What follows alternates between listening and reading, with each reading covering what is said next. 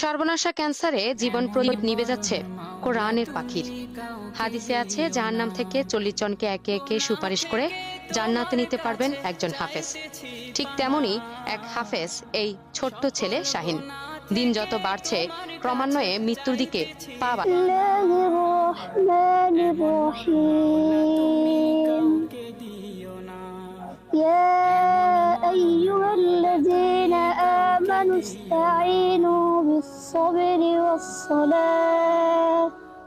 বয়সটা সবেমাত্র 13। এ বয়সে কোরআনের হাফেজ সে। তার সুরেলা কণ্ঠের তেলাওয়াত যেন হৃদয় কেড়ে নিবে সবার। অথচ কথা ছিল এই রমজানেই পড়াবে খতমে তারাবি। তবে তার সেই স্বপ্ন যেন থমকে গেল। শরীরে বাসা বেঁধেছে সর্বনাশা ক্যান্সার, আর তাই এভাবে হাসপাতালে শুয়ে বসে একদিকে কোরআন তেলাওয়াত করছে আর অন্যদিকে অপেক্ষার দিন গুনছে শেষ